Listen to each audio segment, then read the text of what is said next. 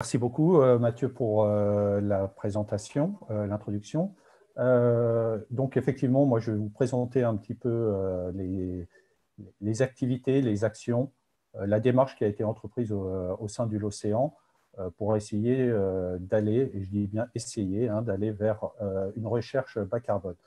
Alors, en propos liminaire, je vais dire deux choses. La première, c'est que déjà, ce que je vais vous présenter, c'est un exemple. Et le mot exemple n'est pas à prendre au sens d'exemplarité, mais est à prendre au sens d'une possibilité de démarche, d'une possibilité de chemin vers la transition. Et on verra que le chemin, il est loin d'avoir été entièrement parcouru. La deuxième chose que je vais dire, qui n'a strictement rien à voir avec le sujet, mais qui a à voir avec la présentation, c'est que comme je l'ai dit au tout début, et pour les premiers qui étaient arrivés, peut-être que vous avez entendu, en fait, je suis chez moi et un technicien a coupé la fibre chez moi la semaine dernière et je suis donc sur une box 4G. Donc, il est possible qu'il y ait des fluctuations sur le débit et que parfois la qualité ne soit pas bonne, voire même que je me retrouve déconnecté. Mais pour l'instant, ça a l'air de bien marcher. Donc, on croise les doigts. Je vais vous présenter. Et en fait, avant de rentrer dans le vif du sujet et de rentrer dans le cas particulier de l'océan, je vais un petit peu introduire le sujet de la transition, le sujet du changement climatique. Alors, je ne vais pas faire une longue présentation parce que je pense que la plupart d'entre vous savent déjà tout ça par cœur, mais c'est vraiment pour faire planter un peu le décor et introduire le sujet. Alors, en fait, autour de la question du changement climatique et de la transition vers une sobriété en fait, et une maîtrise de nos émissions, il y a les rapports du GIEC. Donc, les rapports du GIEC ou de l'IPCC en anglais sont des rapports d'experts qui sont délivrés, enfin qui sont publiés tous les 5 ans à peu près en moyenne, et ce depuis le premier qui a eu lieu en 1990. Donc, en fait, l'histoire, elle est à la fois assez récente et à la fois quand même déjà assez ancienne, puisqu'elle commence en 1988 avec l'établissement de l'IPCC sous l'égide de l'ONU. Et donc, depuis, il y a eu 5 rapports qui ont été publiés. Et le 6e va être publié, en fait, il est en cours de révision et il doit être publié, je pense, officiellement en 2022. Au cours de l'histoire récente, en fait, il y a eu, au-delà des rapports principaux, il y a eu 3 rapports qui ont été publiés, qui sont des rapports thématiques qui ont été commandés en fait, auprès du GIEC par l'ONU, enfin pas exactement l'ONU, mais on va dire l'ONU, qui sont en fait le rapport 1.5 du GIEC qui est sorti en 2018 et 2 rapports spécialisés, un sur les surfaces continentales et un sur l'océan et la cryosphère qui ont été publiés en 2019. Pour la petite histoire aussi, donc le GIEC a reçu le prix Nobel en 2007, chose qui était à la fois une reconnaissance, mais aussi qui a prêté le flanc à un certain nombre d'attaques, puisque le fait d'avoir attribué le prix Nobel a fait rentrer en fait officiellement le GIEC dans le paysage, on va dire, politique, social et politique. Alors, le rapport 1.5 du GIEC, je fais un petit zoom là-dessus parce qu'en fait, il a joué un rôle important. Il a joué un rôle important parce qu'il a rendu concret un certain nombre de choses et puis aussi parce que la façon de communiquer et la façon de présenter les résultats a un peu changé. Donc, juste déjà un mot sur le GIEC. Comme je l'ai dit, c'est un groupe d'experts. C'est-à-dire que le GIEC ne fait pas de recherche, mais le GIEC, en fait, mandate des scientifiques pour faire une revue de la littérature scientifique. Et donc, il évalue les connaissances scientifiques, techniques et socio-économiques qui sont pertinentes par rapport à la question du changement climatique. Il évalue également, en particulier dans le WP3, les options de mitigation et d'adaptation. Il est tenu, en fait, à une éthique en fait, d'objectivité, de neutralité, de transparence et d'ouverture. Donc, comme je l'ai dit, le rapport 1.5 du GIEC, c'est la réponse du GIEC à une invitation de l'UNFCCC, c'est la commission chargée du changement climatique, qui a été accepté en 2016, et c'est donc un rapport spécial qui s'ajoute en fait aux rapports qui sont publiés régulièrement. Alors, 1.5, où est-ce qu'on en est? Donc, je rappelle que les accords de Paris, en fait, ce rapport a été commandé suite aux accords de Paris qui disaient qu'il fallait limiter le réchauffement à 2 degrés et, si possible, à 1,5 degré. Donc, ce n'est pas un engagement en fait, des accords de Paris, c'est un souhait, une volonté forte des accords de Paris. Donc, la question, c'est où est-ce qu'on en est actuellement par rapport à cet objectif secondaire, on va l'appeler comme ça, même si ce n'est pas qualitatif, secondaire, mais à cet objectif souhaitable. Donc, sur cette planche, je ne sais pas si vous voyez mon curseur qui s'affiche devant, on va dire que oui. Vous voyez en fait sur cette planche l'évolution des températures jusqu'à 2 degrés au cours du temps. C'est un peu clair, vous ne voyez peut-être pas très bien. Et au début, c'est les observations. Et on voit en fait que, évidemment, la température s'est réchauffée, a augmenté continuellement et qu'on est actuellement autour de 1 degré. En fait, sur les années les plus récentes, on est même plutôt autour de 1,2 degré de réchauffement par rapport à l'époque pré-industrielle. L'époque pré-industrielle, l'année de référence, c'est 1850. Donc, on voit qu'on est finalement très proche de cet objectif ou de cette frontière, de cette limite de 1,5 degré.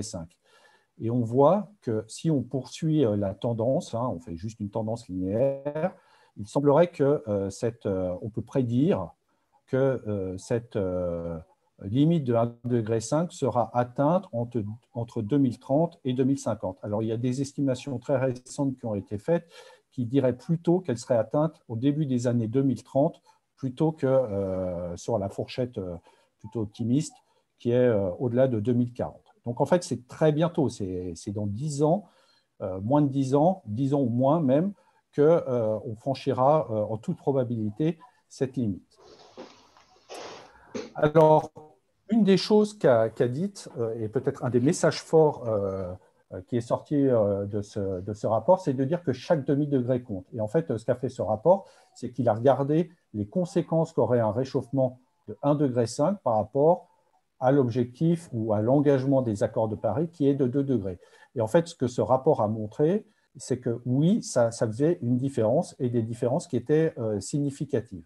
Alors ici, c'est des exemples de changements anticipés pour 1,5 degré et 2 degrés pour différents aspects. Il y en a plus dans le rapport. Ici, ce n'est qu'une sélection. Donc, par exemple, si on regarde les événements de chaleur extrême, on voit qu'il y aurait une augmentation en moyenne de 14% pour 1,5 degré et de 37% pour 2,6 degrés. De même, par exemple, alors je ne vais pas tous vous les faire, mais je vais prendre le deuxième. Par exemple, la probabilité qu'il n'y ait plus de glace de mer dans l'Arctique en été, ça serait une année en moyenne tous les 100 ans dans le cas d'un réchauffement à 1,5 degré, et là, ça passerait à une année tous les 10 ans dans le cas de 2 degrés. Donc, on voit que ce n'est pas anodin. 0,5 degrés, ça peut sembler tout petit, mais en fait, c'est vraiment beaucoup.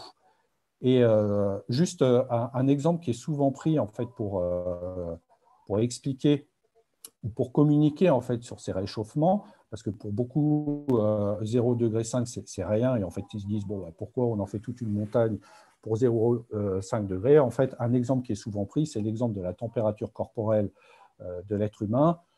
Une augmentation d'1 degré, on commence déjà à ne pas se sentir très bien, on sent un peu patraque, 2 degrés, on est au lit, et 3 degrés, on a 40, et on est très très mal, voire même la vie peut être mise en danger. Donc oui, c'est beaucoup. Pour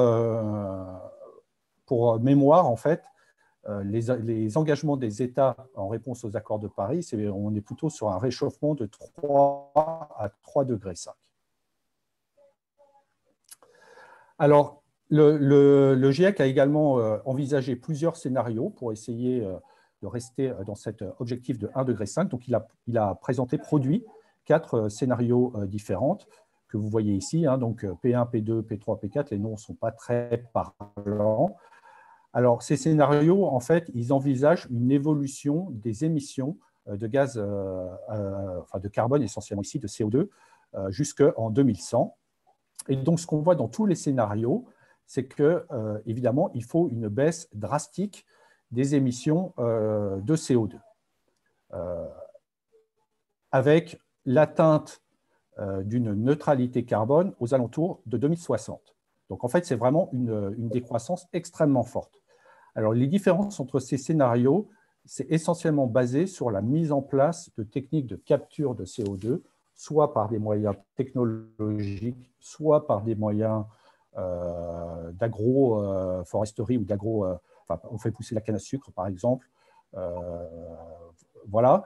Et on voit que, évidemment, dans le scénario P4, celui où il y a un développement extrêmement important des techniques de bec qui entraînent en fait des émissions négatives, on voit que c'est celui qui est le plus permissif en termes d'évolution des émissions de gaz à effet de serre. Alors, peut-être des réflexions alors là, qui sont assez personnelles sur ces... enfin, une réflexion qui n'est pas personnelle, hein, mais une réflexion sur ces scénarios, c'est que pour l'instant, en fait, le seul scénario qui est possible, c'est le scénario P1. Pourquoi? Parce qu'en fait, les techniques de bec, qu'on appelle de capture du CO2, elles n'ont pas fait la démonstration de leur possibilité ou de leur déploiement à grande échelle. Donc, en fait, ces scénarios-là, et en particulier celui-ci, c'est parier sur des développements technologiques qui permettraient en fait d'arriver à des niveaux significatifs d'émissions négatives.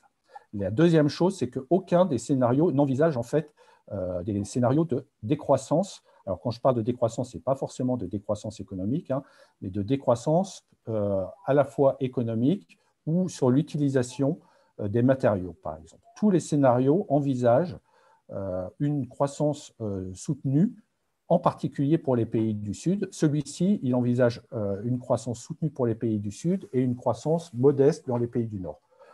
Et ça pose en fait un certain nombre de questions dans la littérature de savoir s'il est possible en fait de concilier, vous en avez sûrement entendu parler, s'il est possible de concilier développement du niveau de vie et maîtrise des émissions.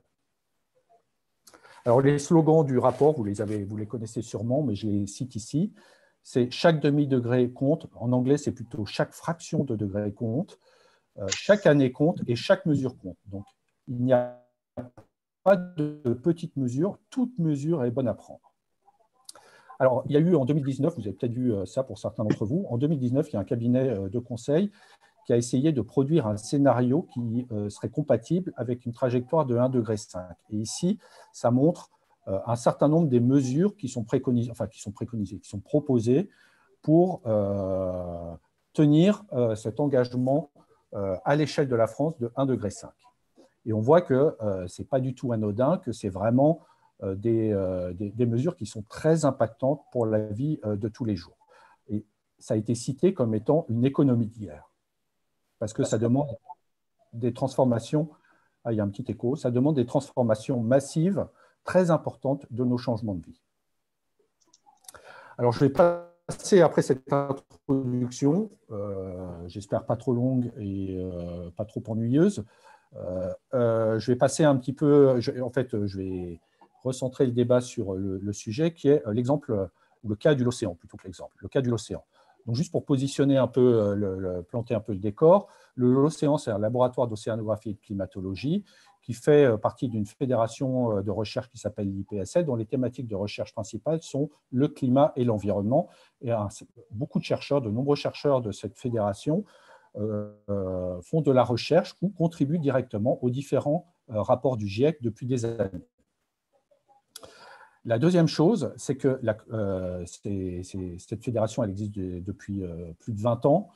L'océan, il existe depuis 30 ans.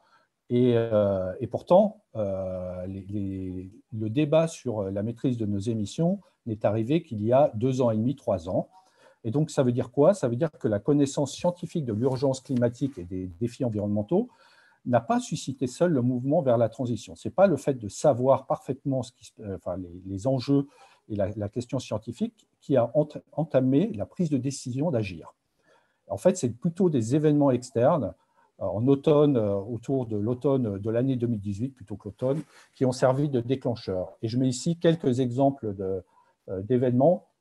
C'est très divers selon les personnes, hein. Ça peut être plusieurs aussi pour les personnes, mais je montre ici quelques événements qui ont suscité un mouvement.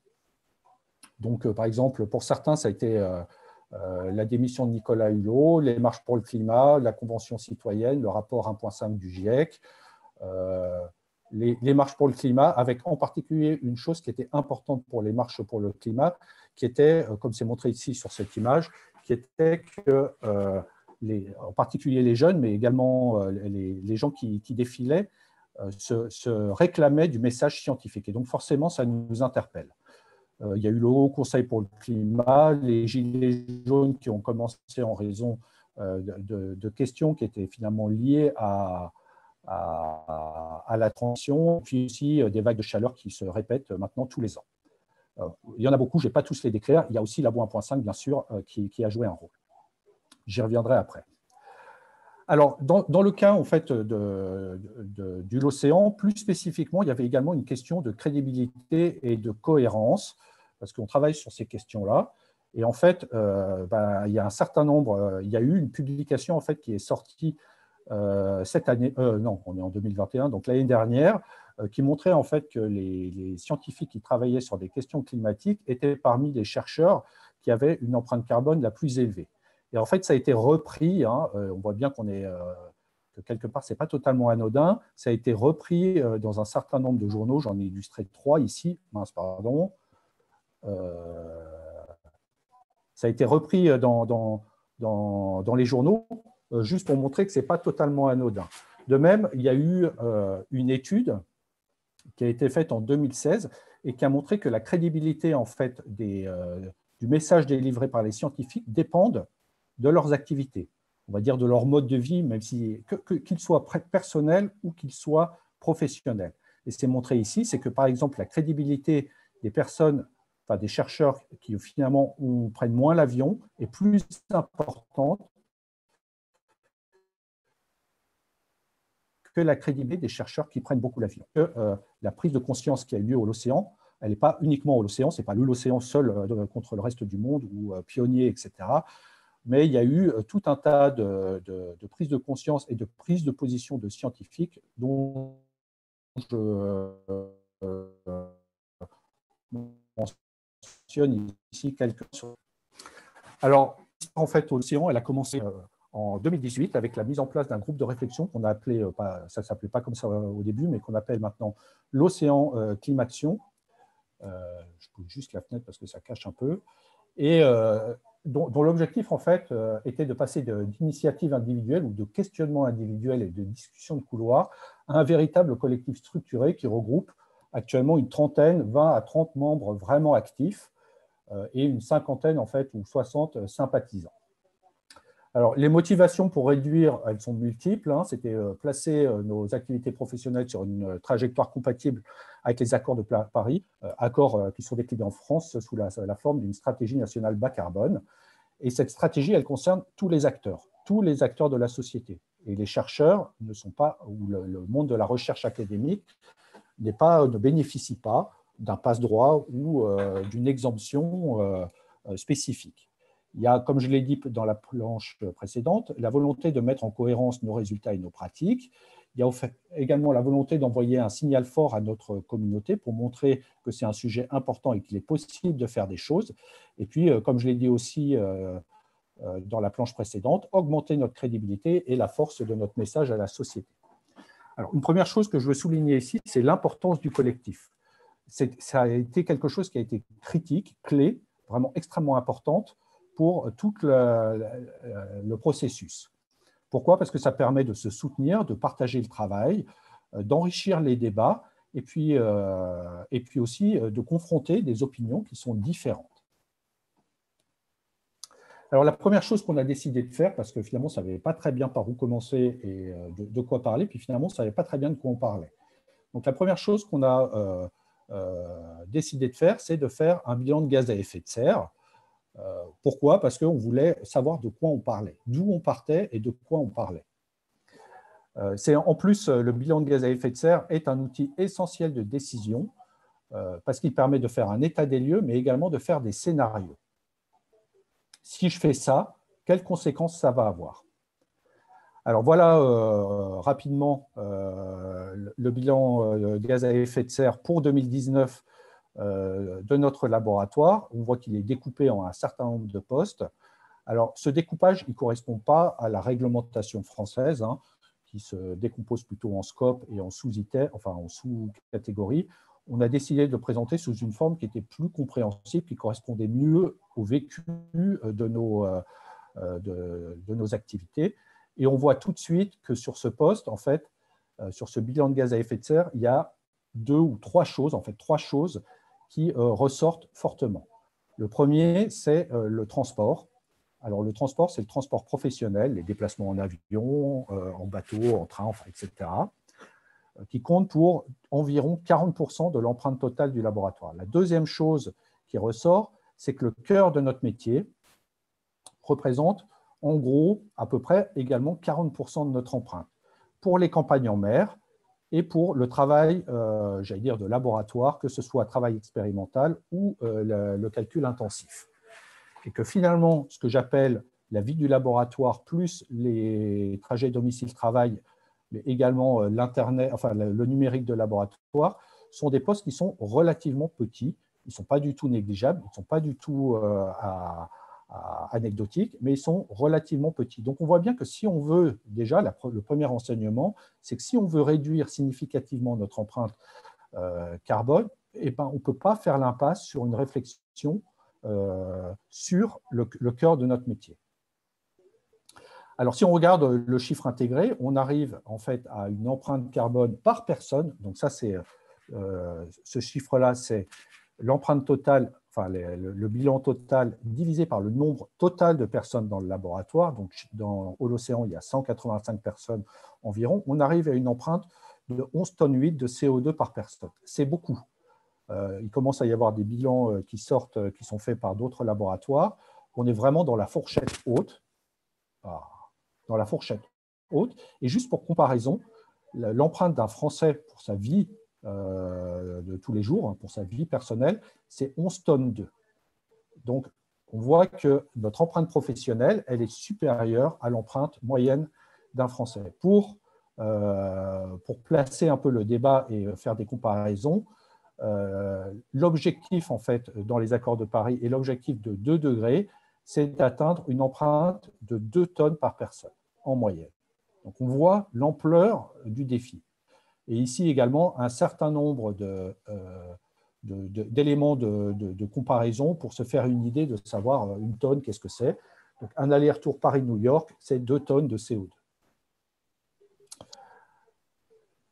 Alors, quelques réflexions sur le bilan de gaz à effet de serre. Donc, la première chose, c'est qu'un bilan de gaz à effet de serre, c'est par nature, c'est extrêmement incertain. Mais comme je le mets ici, ce n'est pas très grave. En fait, ce qui est important, c'est de savoir comment on l'a fait et éventuellement de le répéter. Et comme on répète avec la même méthodologie, ce n'est pas très grave s'il y a des incertitudes. Au moins, on sait que quand on suit sur son évolution, on compare bien des mêmes choses. Le bilan de gaz à effet de serre, ce n'est pas un bilan environnemental, c'est-à-dire que ça néglige tout un tas d'autres aspects, comme par exemple la pollution des plastiques, etc. L'extraction, enfin voilà. Il y a souvent des trous dans la raquette du fait de la difficulté d'obtenir ou de traiter les données. Et puis, une petite recette, c'est qu'il y a plein de bilans qui commencent à sortir, donc on a une bonne idée maintenant de ce que sont les postes les plus émetteurs. Et donc, l'idée, au début, c'est de se concentrer sur les postes a priori importants et de bénéficier en fait de partage d'expérience et de la littérature. Et maintenant, pour les bilans de gaz à effet de serre, il y a un outil qui a été mis en place par Labo 1.5. J'ai oublié de mentionner que, on voit ici qu'il y a Labo 1.5 sur toutes mes slides. C'est pour indiquer que cette démarche vraiment a bénéficié en fait du collectif, à la fois des échanges, mais aussi des outils qui ont été mis en place par le collectif. Et enfin, il y a d'autres choses qui ont fait en fait une grande surprise pour un certain nombre de personnes dans les laboratoires, c'est que certains postes emblématiques qui occupaient les discussions au début représentent finalement une très faible part de l'empreinte gaz à effet de serre. Je parle encore ici, j'insiste, c'est gaz à effet de serre, on ne parle pas d'empreinte environnementale.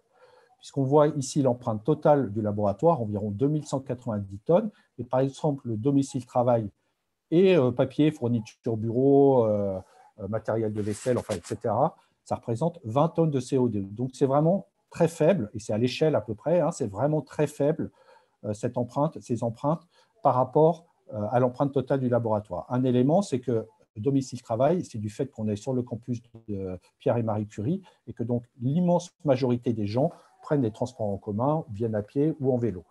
On sait déjà que les laboratoires qui sont situés en périphérie ou dans les milieux ruraux ont des empreintes domicile-travail qui sont beaucoup plus importantes. Alors, le bilan de gaz à effet de serre, il y a des trous parfois majeurs. Au début, par exemple, on avait fait notre empreinte sans inclure les achats. Et ensuite, par un travail assez pénible, on a traité les achats et on s'est rendu compte en fait que ce n'était pas du tout négligeable puisqu'on atteignait une empreinte de 300 tonnes de CO2, c'est-à-dire environ 15% de l'empreinte totale du laboratoire. Donc, ce n'était pas du tout négligeable. Je ne vais pas commenter plus avant cette figure. Alors, la deuxième chose qu'on a faite, c'était un petit peu de faire une enquête. Alors, on ne l'a pas faite au sein de notre laboratoire, on l'a faite au sein de la fédération IPSL qui regroupe environ 1200 personnes, 1400 personnes. On a fait une enquête sur la perception que les gens avaient du changement climatique et de la nécessité d'agir. Donc, en fait, on a interrogé sur 4 groupes de questions, le positionnement personnel, la perception des actions proposées par les tutelles et leur labo, l'opinion que les gens avaient sur différentes propositions de maîtrise de nos émissions, et puis des choses dont je ne vais pas parler, qui sont des possibilités d'action spécifiques à l'IPSL. Alors, on a eu un taux de réponse qui était de l'ordre de mémoire de 38% au sein de l'IPSL, ce qui correspond à peu près à ce qu'on anticipait. Les meilleurs taux de réponse dans les unités, qui étaient l'océan, c'était autour de 50%. C'est toujours très difficile en fait, d'aller plus loin que 50% quand on fait des enquêtes. Ici, c'est la distribution en fonction du statut des personnels. Et on voit ici que le groupe qui a le plus répondu, c'est les chercheurs, mais qu'il y a eu également un fort investissement des CDD des étudiants, ce qui est aussi quelque chose qui est assez frappant parce que souvent, c'est des gens qu'on a du mal à toucher pour tout ce qui concerne la vie du laboratoire, parce que du fait de leur statut temporaire, ils ne se sentent pas forcément concernés par des aspects à long terme sur l'unité. Alors, je vais illustrer les résultats par 3 planches. Et en comparant en fait à 2 autres enquêtes communautaires qui ont été faites. Il y en a une qui a été faite récemment au niveau du CNRS dans sa globalité, dont je ne présente pas les résultats ici. En fait, cette planche, elle date d'avant. Et là, j'illustre pour 2 questions. L'urgence climatique exige des changements profonds dans la pratique de nos métiers et la recherche scientifique a un devoir d'exemplarité dans la réduction. Et on voit qu'on a un très fort niveau d'accord et qu'il n'y a pas de différence fondamentale entre les 3 communautés qui ont été enquêtées ici. On ne voit pas que, par exemple, la communauté climat se distingue spécifiquement des autres communautés. Une deuxième chose que je voulais montrer, c'était la quantification personnelle. Est-ce que les gens ont l'habitude d'essayer de quantifier l'empreinte de leurs activités? Et en fait, ce que les réponses montrent, c'est que non. En fait, si on regarde les résultats pour juste la connaissance de l'évaluation, en fait, sur savoir s'ils savent comment faire un bilan gaz à effet de serre de leurs activités, il y en a seulement 6% qui savent le faire en totalité et pas loin de la moitié en partie. Donc, ce n'est pas si mal. Il y a quand même pas loin de la moitié qui ne savent pas le faire. Par contre, si on regarde qui l'a déjà fait, au moins pour partie, on voit que seulement moins d'un quart l'a fait, soit totalement, soit pour partie, et que les 3 quarts ne l'ont jamais fait. Et enfin, on a testé l'acceptabilité de quelques mesures. Et ici, j'illustre ça par 4 choses. Donc, on voit que certaines propositions font consensus. En fait, la plupart de ce qu'on a testé étaient relativement acceptées. Et certaines font vraiment consensus et atteignent des niveaux de plus de 85 à 90% d'accord, comme par exemple le fait que le train doive remplacer l'avion pour les destinations pas trop lointaines, que les moyens de téléconférence devaient être développés pour devenir une alternative efficace au voyage, pour dire que ça a été fait avant le Covid. Maintenant, c'est encore plus important. Et puis, les organismes doivent soutenir l'offre alimentaire responsable dans les restaurants. On voit aussi là un niveau d'acceptation très fort. Par contre, il y avait une mesure qui a rencontré et qui a été très clivante, c'est la question de la compensation carbone. Donc, la compensation carbone, pour rappel, c'est en gros quand on fait, par exemple, on prend un billet d'avion ou quand on a une activité émettrice, on paye globalement des associations ou des groupes qui vont compenser ces émissions, principalement sous la forme de plantation d'arbres. Alors, une fois qu'on avait tout ça, en fait, on a fait une retraite au niveau du laboratoire pour… j'ai l'impression que je suis un peu long, je vais essayer d'accélérer un peu. On a fait une retraite pour essayer de réfléchir à des propositions. Donc, on s'est appuyé sur le bilan gaz à effet de serre et sur les résultats de l'enquête. Et donc, pendant 2 jours, on a réfléchi à des propositions. Et en fait, on a élaboré 16 propositions qui sont à la fois pour mieux quantifier notre empreinte ou bien pour réduire et faire la transition, y compris d'ailleurs des mesures contraignantes, et des propositions qui dépassent le cadre strict du laboratoire et qui impliquent les tutelles, les opérateurs, par exemple de la flotte océanographique, nos hébergeurs.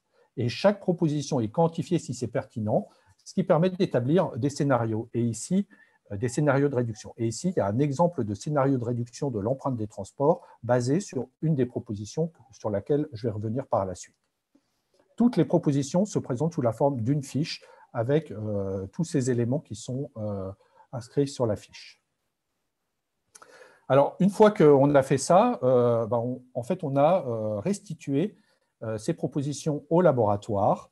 Et en fait, s'est enclenché un processus qui s'est inscrit dans la vie démocratique du laboratoire. Donc, la vie démocratique du laboratoire, les institutions.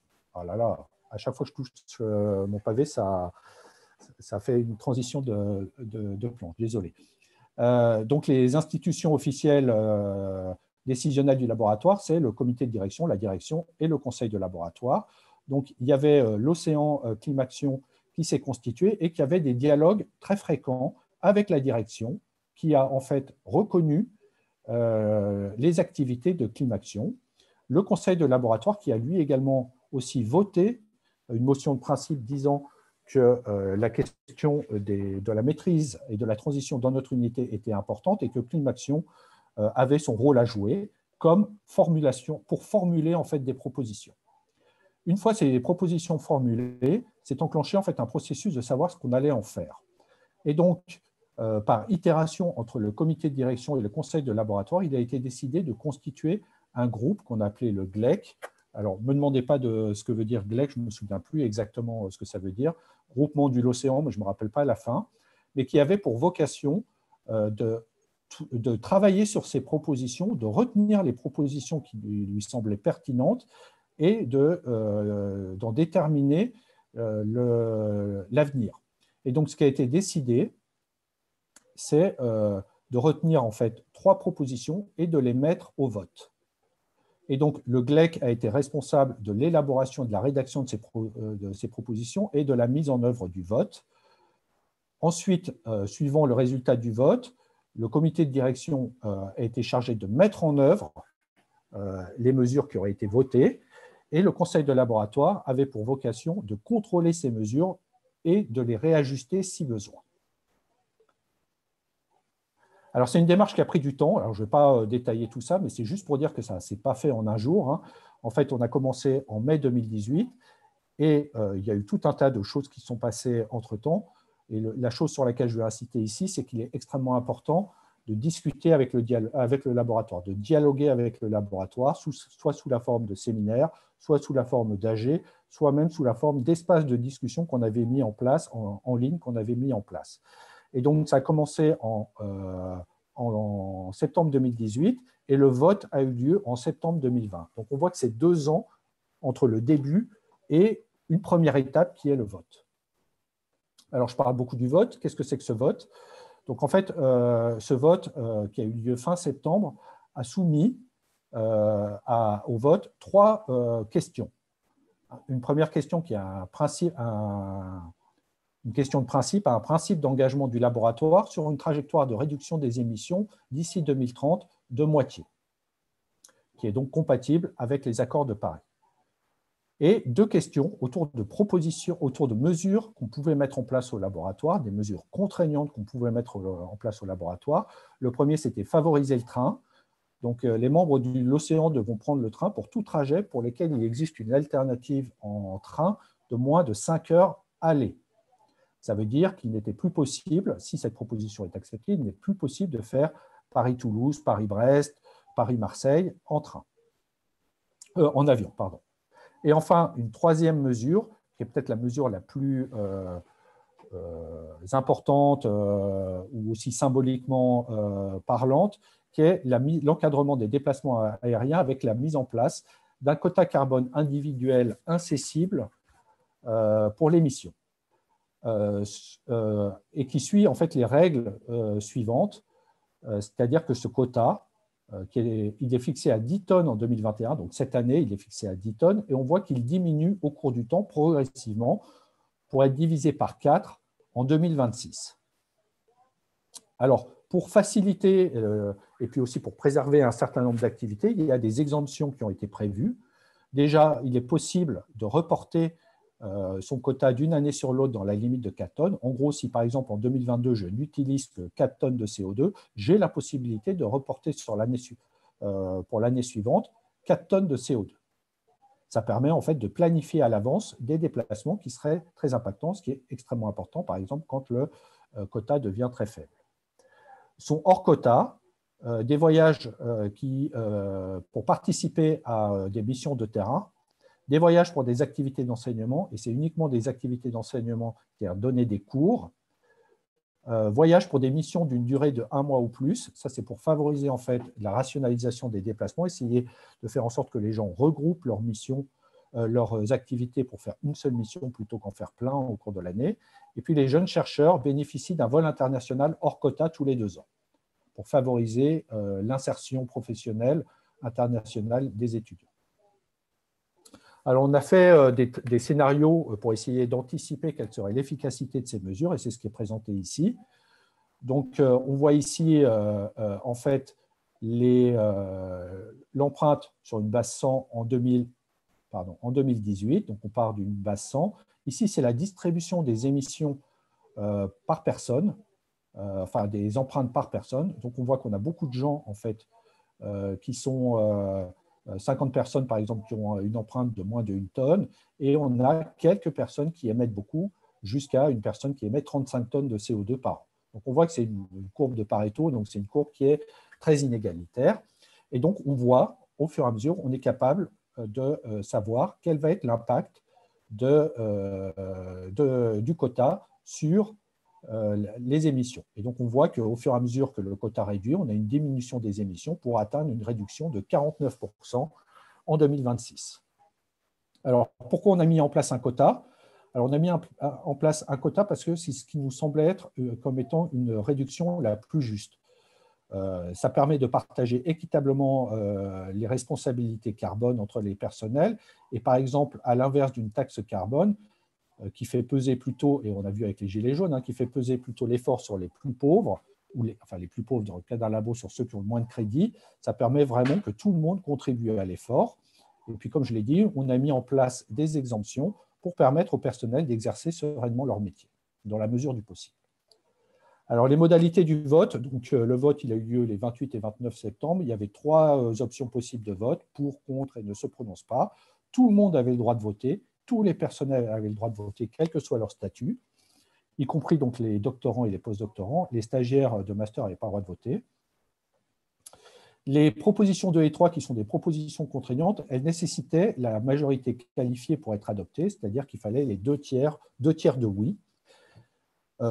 La volonté, ça avait été adopté, cette majorité qualifiée, pour avoir une volonté de large adhésion du laboratoire et éviter en fait les débats qui étaient que si on était à 52-48, il pouvait y avoir un débat sur ces mesures.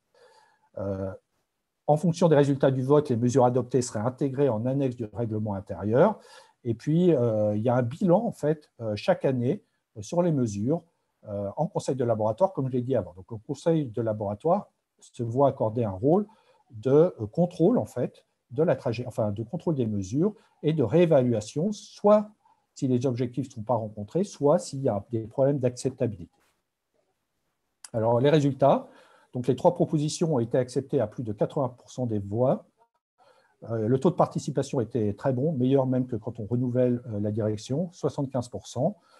Donc la mesure 1, qui est la mesure de principe, a été adoptée à 93%, ce n'était pas très surprenant.